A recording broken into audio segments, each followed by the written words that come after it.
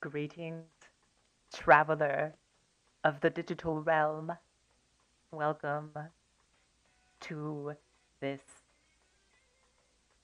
uh, time lapse drawing video, I guess. Um, okay, well, that started out cool and it quickly devolved into something pretty awkward. But let me talk about the lizard guy that you're seeing right now. This lizard guy is based on the unofficial mascot for the band, King Gizzard, and the Lizard Wizard. So this is the titular lizard wizard, as it were, proper.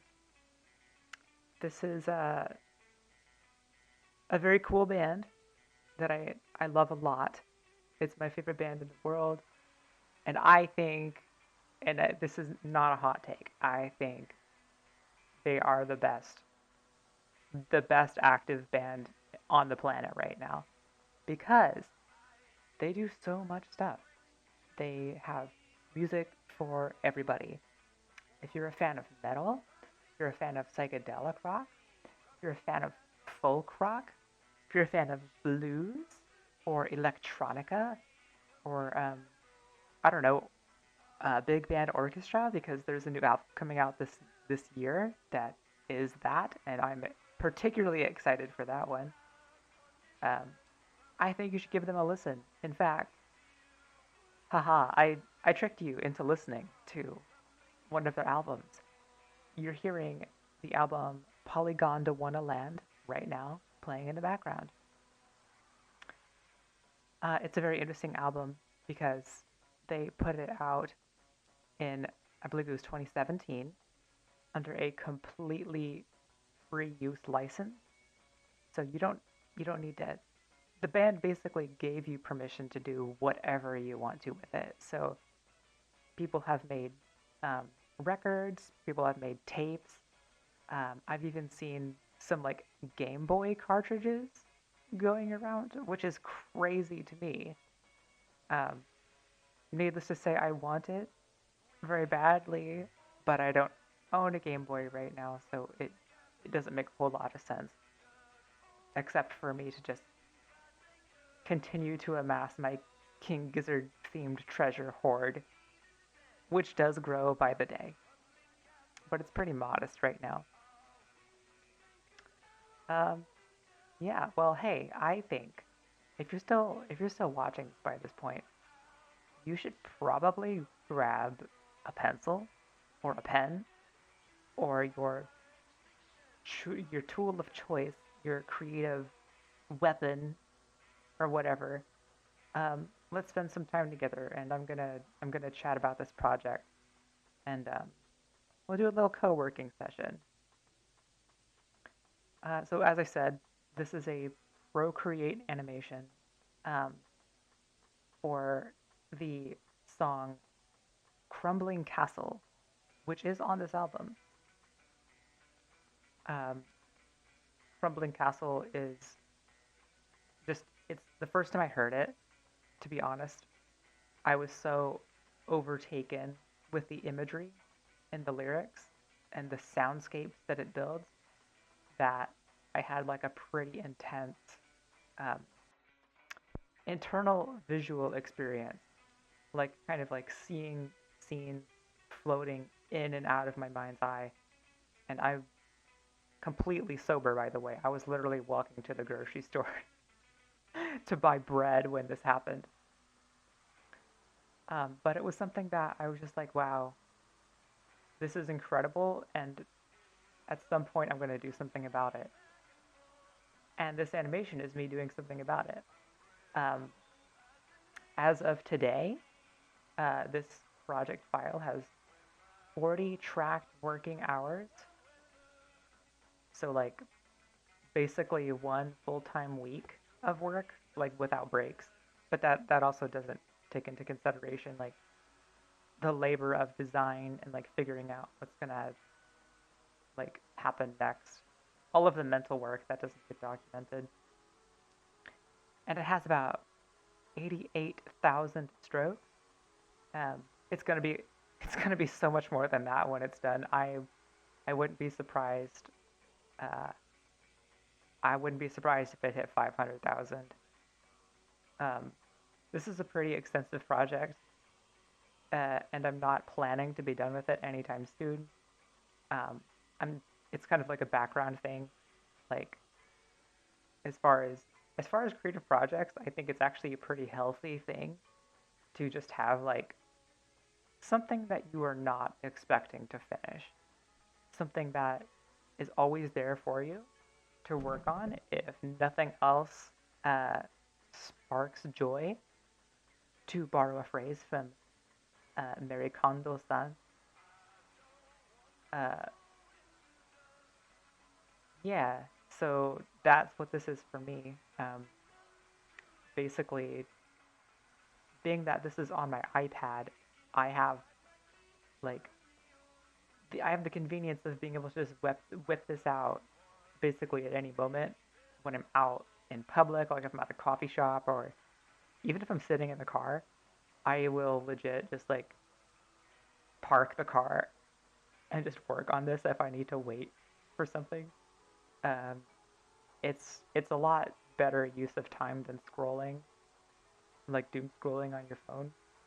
Um, and okay, so this is like a tangent, I guess. This is okay. I'm really putting my ADHD on display here. Um, the reason I like drawing so much, not to like get into it, but so it uses that part of your brain that is just strictly visual, uh, and it allows you to listen to things like audio, audio format, media stuff. So I like when I'm drawing, I like listening to podcasts. I like listening to Dharma talks, like Buddhist Zen stories. Um, it's a overall like a pretty immersive way of passing the time, and it's almost like meditation for me. Uh, I don't know if this is true for you, but when I'm drawing or doing visual stuff, I'm not really thinking about like,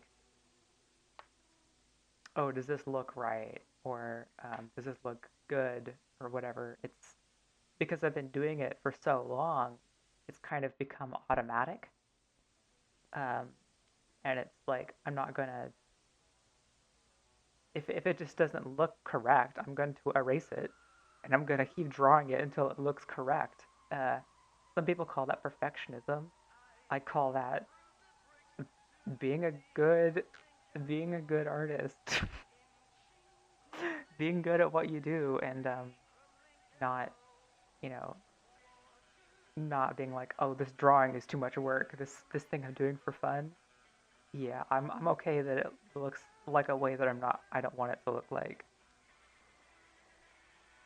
Anyway, let's talk about the little sequences happening right here. Um, there's like some crazy perspective shift that's going on in this little sequence. Um, so there's also like in addition to the perspective, there's also some like intentional lens distortion. Like it goes from being a pretty standard type rendering, like if you could think in terms of cameras, like a standard lens, like it's not distorted at all. And then as we head into uh, this creature's sleeve, it kind of takes on this like fisheye lens sort of effect, where I'm kind of like making it look a little more extreme than it would otherwise. Um, it's not something that I strictly planned to do ahead of time, but it's like I noticed that it was happening and I thought it was cool. So I just kept going with it. And I really think that is the essence of this entire project and the essence of I don't know, kind of like mindful drawing is just kind of noticing what's what's happening, noticing the thing that you're making, and then not thinking about it too much, and then choosing to just let it happen the way that it wants to. I know that sounds very hippy dippy. I know that sounds like woo, I think is the the term that some people use. But that genuinely is the best way to describe my process with this. Okay, yeah, we've talked about the lizard guy for a little while. Um, what else can I talk about? Uh, oh, I'm reading a cool book. So in my neighborhood, there's a there's a free little library. I love these things, by the way. If you live in a neighborhood with a free little library, or if you yourself are someone who built one of these things, I just want to thank you. Like seriously, thank you. This is like such a wholesome and awesome um like excuse me. It is such a wholesome and awesome community resource. To just like, oh, I'm on a walk. I'm walking my dog. I'm having my morning coffee. Oh, what's this? A free book? Okay. You're literally doing the service of spreading the good word of the written word. Thank you so much. Anyway, this book is called All Marketers Tell Stories by Seth Godin. Um, I'm like maybe a fifth of the way through right now. Um, it is a little bit fascinating, a little bit. It's not telling me anything I don't already know, and I think that's why it's crazy. The best books, in my opinion, the best messages are usually the ones that at some level you kind of already understand, and it's like you're you're finding the words on a page written by someone else to describe what you have felt or thought for a very long time. Um, Illuminators, I guess, could be a phrase, but it is a book. The initial title was called "All Marketers Are Liars," and I guess there's like a little foreword in the book where they talk about actually that book title didn't work. Like people thought it was a book about lying, and it wasn't selling very well. So I got my publisher to say, okay, we'll reprint this entire book again with a new title, and they did, and it, I guess worked.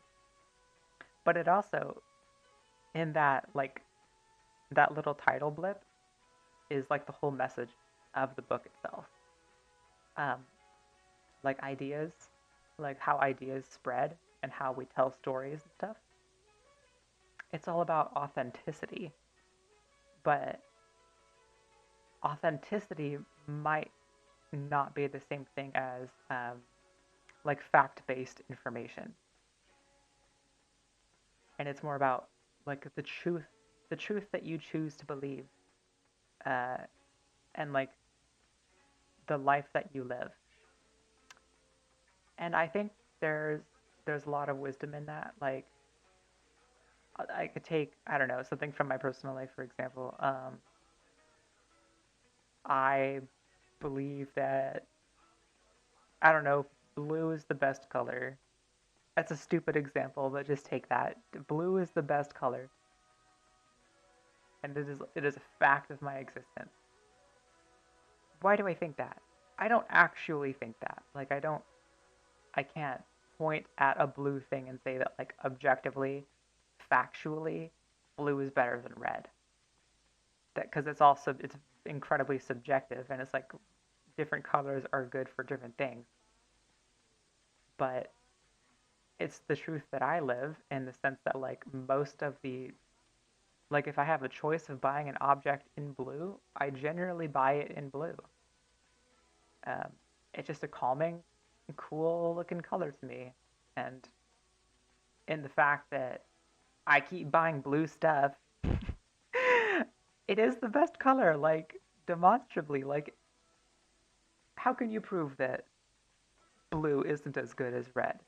oh, I don't know, just like look around at my apartment. I have a lot more blue stuff than red, so blue must be better. That is kind of like a stupid example, but I think it gets at it kind of gets at the heart of the message. Um, so that's been a cool book. Um, I'm enjoying it. Uh, Goodness goshness, what else is on my desk? Okay, hey, let me talk about uh, my keyboard and my mouse. So I have a matching set.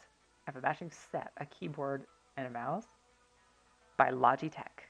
You probably do too, unless you're really fancy and have like Alienware or Razer or I don't know, IBM branded keyboard from like 1980.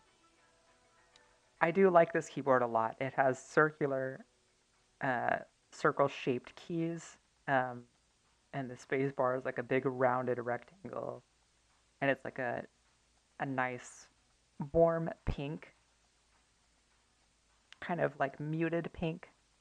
Got some accent keys that are white. It looks very cute. And my matching mouse that goes along with it, they call it a Pebble, a Logitech Pebble. It is similarly rounded and nice to hold. It's got like a cool matte kind of finish.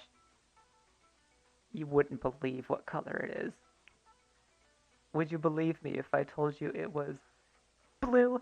Yes, you probably would, because I've already convinced you that blue is the best color. It is a blue mouse, but it's a muted blue. It's not like a vibrant or anything. And I got this mouse keyboard combo during the midst of the pandemic. I think it was like 2020 or 2021, something like that. The keyboard still works fantastically. It was some getting used to because it's pretty small, but so are my hands. Um, and unfortunately, the mouse is on its way out. It is not cooperating. It likes to do this like very annoying thing where it won't agree with where I'm clicking or how hard I'm clicking or how many times I'm clicking. Um, so I just routinely have to deal with the fact that I have to be extremely precise and forceful with how I'm clicking to get it to do things that I want it to do. Which, when you're someone who makes things a lot, is frustrating. Um, there's a phrase coming to mind, a stupid phrase that I don't like. An artist is only as good as goo, gabagool, Gouda cheese. An artist is only as good as the tools they use. That's crap. That is a stupid phrase. I don't agree with it. It's dumb. Because I'm I'm better than this mouse. I am better than this fading, elderly, decrepit mouse. But I'm trying not to allow it to affect my process. But it happens sometimes. Like I know you probably can relate to this because we all deal with little frustrations like this once in a while. Uh, Take a game controller for example. Like you've been using it for a while, or maybe you were a little too forceful playing Smash Brothers. You threw it against the ground in a fit of rage. You sent the entire tournament venue into a spiral of shock and awe, and then eventually security was called. This is not based on true events. I'm just, again, exhibiting my ADHD for you. Stuff breaks down over time, but when you're in the midst of very focused work, like animating intensely, or I don't know, cutting together clips on a Premiere Pro timeline, or dragging a little vector handles, and the fucking, excuse my French, if the fucking thing won't cooperate, it makes you mad. It makes me mad. I get angry, and I'm like, trying to separate it from my process. Like, I'm not mad at making art. That's not what's happening. I am not mad at art. I'm not mad at myself. It is the stupid it is the stupid fucking mouse. Again, excuse my French. So, I don't know, maybe this is me processing something. I might be processing something right now. Maybe the fact that I've now ranted about this mouse, this decrepit, decaying, faulty, malfunctioning shambles of a mouse for almost 5 minutes, that's probably a sign I need to buy a new mouse. Or I can keep dealing with it for the next 2 weeks and keep letting this unfettered rage build within my craw until it gets to a point where I actually buy a new mouse. I'm actually not someone who expresses um, anger outwardly very much. I will sometimes raise my voice, but it's always like in a lighthearted manner, or at least I feel that way internally. Um, yeah, I don't know. Anger is a interesting emotion. As the Buddhists say, it is a it is a sweet fruit with bitter roots, or at least that's what the internet tells me. Um, okay, hey, let's chat a little bit more about what's happening on screen right now. Um, so this is a cool moment. Um, so as you can kind of see, when the castle is getting like closer to the camera, there's like some cool perspective warping that's going on. Um, that's partially by design, but also it's kind of like the nature of like doing a mix of. Okay, so throughout this entire project, there's a mix of two different styles of animation. Uh, Not really styles, but like approaches. And it's really the only two approaches. That is a keyframe, or like pose to pose, and straight ahead. I I kind of use them interchangeably based on what is needed.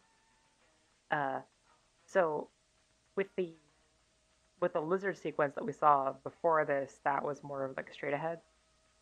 And what that actually means is I am just doing an image and then going to the next image and then going to the next image without necessarily planning out in advance. And then here with the castle, as we kind of zoom over this desert landscape, um, that actually is kind of keyframed ish. Um, Basically, I'd had the end point of arriving at the castle in mind once we like swoop into the sleeve, and then it's just a process of doing all of the images that come in between that to make it look like a fluid thing. Anyway, yeah, that's how that works. Um, my oh, so I have some friends who are helping me out on this. Well, I don't know if I'm supposed to be talking about this right now. I could talk about it. Um, so what I would like to do is actually, I want this to be a larger collaborative project. Um, Frankly, I think it is a little too much work to animate 10 minutes of like this. Like the song I'm animating for is 10 minutes long. And I'm like, well, that would be cool and all, but it would be even cooler if I got other people involved. Um, so I have some friends uh, who are helping me out on this, and then I asked them to do uh, a shot that connects from this castle, and they had the very cool idea of turning it into like a frog mouth, which is neat, and I can kind of see it because like you've got the stairs and it's like a tongue, and then the little portholes. are like eyeballs. Yeah, I can definitely see it. Um, it's turning out great, but for various life reasons, we had to put it on the back burner, like the collaborative aspect of it. And I've just kind of been toiling away at, you know, the thing, the thing that I'm actually, the part that I'm supposed to be doing. Um, okay, hard pivot, hard pivot. I'm going to talk about art museums. Art museums, they're kind of cool. I appreciate them, and they're really neat. And here's why. So I'll be honest, I was I didn't really understand museums or like galleries when I was younger. I uh, I was always like I thought it was like a snooty kind of environment. You know, people were walking around wearing fancy clothes and um, crossing their hands behind their back and reading the placards and rubbing their chins and getting real close on the paintings and probably having some kind of internal dialogue. Actually, I just described exactly what I did this past weekend. I went to go visit uh, LACMA, which is the Los Angeles Contemporary Museum of Art, and it was honestly it was fantastic. It was so fun. Um, and this is the first time that I had an experience at a museum like this. Um, I I did exactly that. Like I did the stereotypical, museum walker kind of thing. And I guess there's not many other things you can do besides, I don't know, uh, breathe air.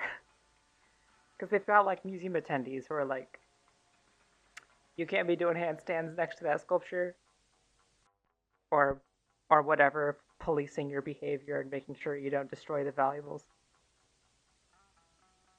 But it was a very amazing experience. They would, they had this curated playlist that they had assembled for you to listen to as you walk through the gallery.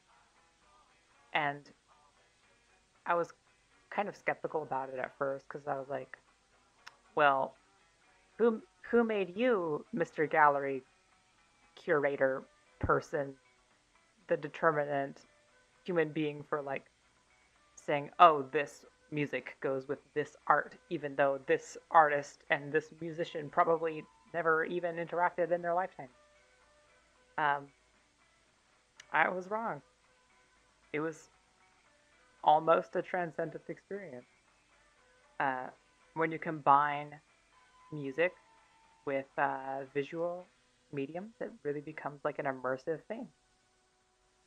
So, all of this to say, like, you absolutely should go to a museum wearing headphones, and if there's a curated playlist available, listen to it. And if not, do your research in advance, or just listen to Tchaikovsky or Bach or uh, cultural music that's relevant to whatever the thing is you're looking at. Um, like going to the East Asian wing, why don't you bust out some biwa, shamisen, shakuhachi kind of traditional jams, or just listen to the most recent Miku Hatsune concert. Like both of those are probably valid. Uh, yeah, so I don't know. I'm super tired. I'm I'm very tired, and it is a it is a new life skill for me to be rambling for this amount of time. You know what? Okay, hey, how about this? Hydration check. Are you drinking water? I'm not. So I'm gonna drink water real quick. I'm gonna insert hydration into my molecules, and hopefully that will energize me a little bit. And I suggest you do the same. Put that pencil down. Put that pencil down, you creative human being, you. Take care of your body. Okay.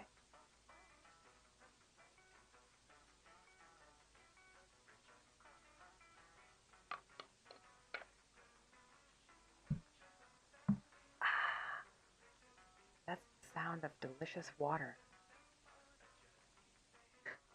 Delicious microplastic infused water.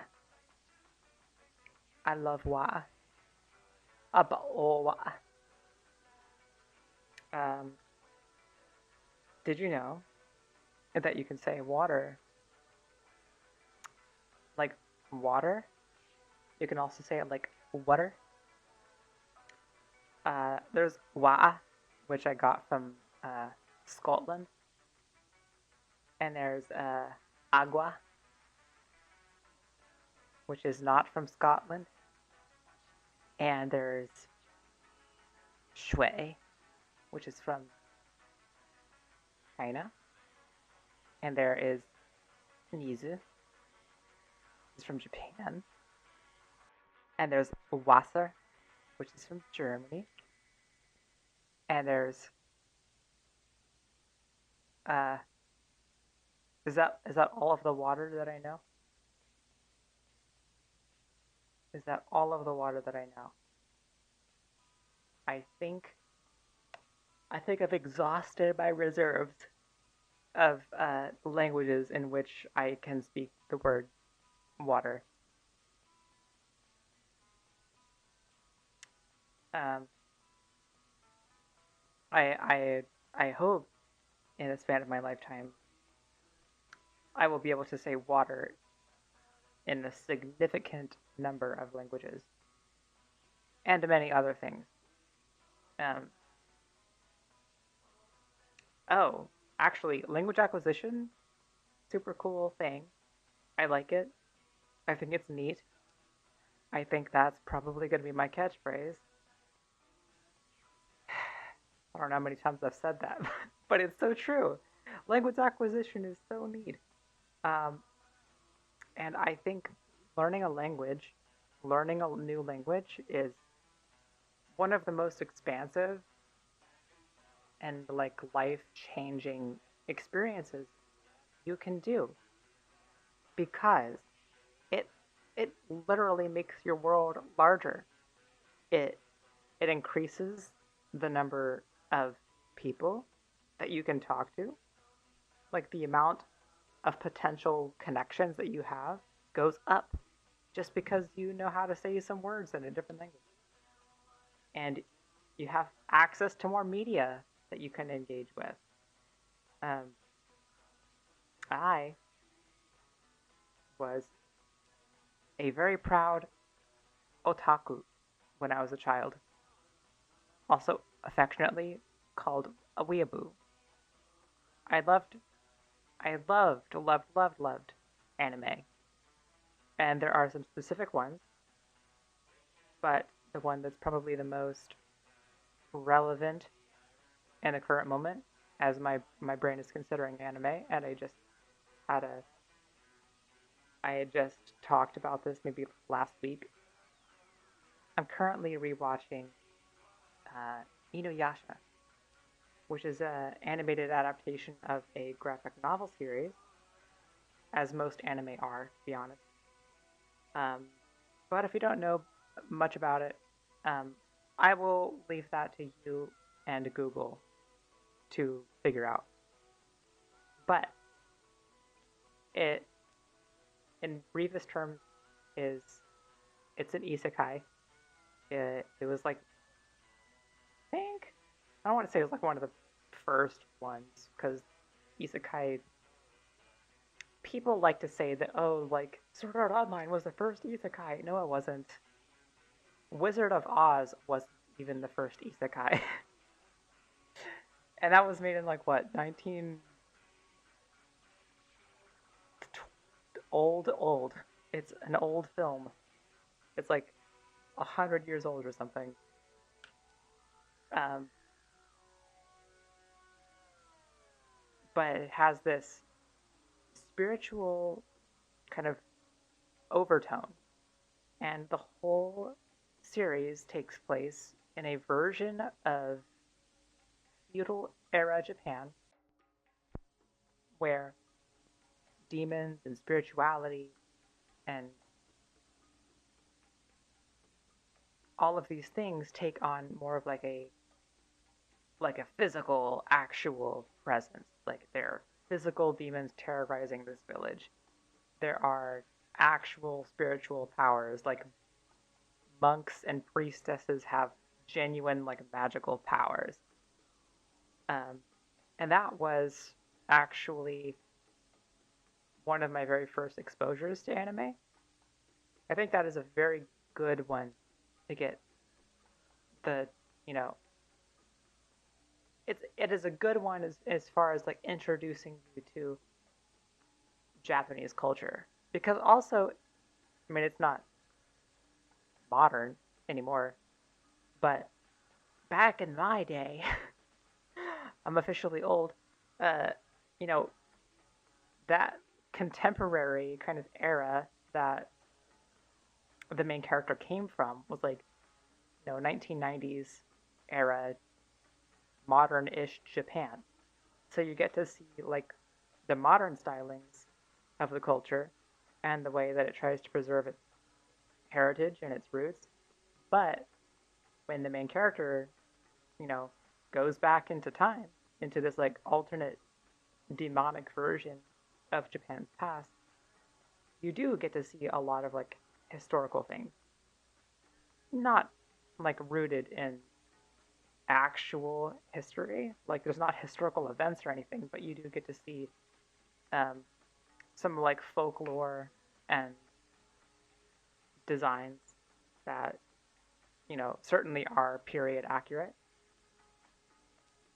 Anyway, all that to say,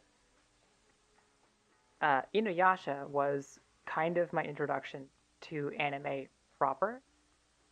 Uh, Although I did watch Pokemon and Yu-Gi-Oh prior to that, um, but I liked those for, you know, I think the reasons that everybody likes those shows, which is like, oh, it's a cool collect 'em, kind of battle 'em, kind of franchise. Very, fantastical, very uh, not rooted in any kind of reality for the most part. Whereas Inuyasha was like, no, there are some realistic aspects to this. Like this is actually a story with some emotional depth, and it has complicated characters and complicated narratives, and it's about some more adult themes. Um, and I hadn't seen that in a show before, uh, and I think that is kind of where a lot of my reverence and kind of fascination with a lot of like East Asian cultures came from, because it was so different. It was so different than everything that I was surrounded by uh, in my everyday life. Um, and well, here's some background about me. I I grew up in a pretty like religious like area. Like most of my friends when I was very young, like were churchgoers. I was not, even though my family technically had some religious beliefs. Just not something that we ever did. So my only exposure to concepts within spirituality and depictions of demons and ghosts and all of those things, they all came to me first through Inuyasha, which is super cool actually. I wouldn't have it any other way, obviously. Um, well, I'm like extraordinarily tired. Would you believe me if I told you I didn't get a whole lot of sleep for the past couple of nights? Um, yeah, as it turns out, my most creative hours are in the early hours of the morning, which is not ideal. Uh, but just how that's how my body functions. There's some magic to, the 1 to 3 a.m. time slot.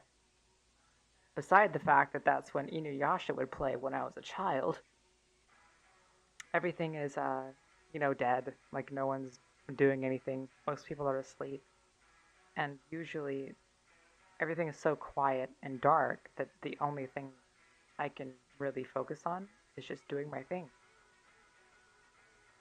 You know what? What if I? What? Okay, I thought the moment when I was talking about my keyboard and the mouse, that was pretty epic. That was pretty awesome. So I'm gonna pick up another object on my desk. Today I'm going to talk to you about this Zenny case. This is Zenny case made for glasses and contained within the green-blue shell is a Year of the Dragon themed microfiber cloth that I use to clean my glasses not frequently enough. But nevertheless, it is here and it is useful when I remember to use it. Sorry, that was extremely silly. Speaking of extremely silly, I am fighting perfectionism every waking day of my life. It is excruciating. And it extends to doing this like voice recording thing too. I'm literally just trying to provide like some background noise for you to like halfway pay attention to. And it's mostly just so that there's not going to be silence over this whole thing. But there are moments where I'm like, excuse me, just like with that. There are moments where I'm tempted to be like, oh, that thing I just said was so stupid. I'm going to go back and I'm going to delete it because I can't have these internet strangers knowing that I occasionally say stupid things when I have literally no script in front of me and I have no prompts and I have no one to talk to. Like, not that I don't have, I have a lot of friends. I have so many friends. It sounded so depressing. I have so many friends. I have a lot of people to talk to, but there's no one here helping me through this process. I'm just winging it. And given that, I think I need to take it easier on myself. And you should too. This is your wake up call. Hey, are you a perfectionist? Cut that stuff out, guy. Cut it out, lass. Hey, fellow. Just put the perfectionism down. It's not, it doesn't, you don't need it. And neither do I. So, included here for your listening pleasure is every stupid thing that I've said over the past hour and a half, minus all of the recording blips, because nothing is perfect, I guess.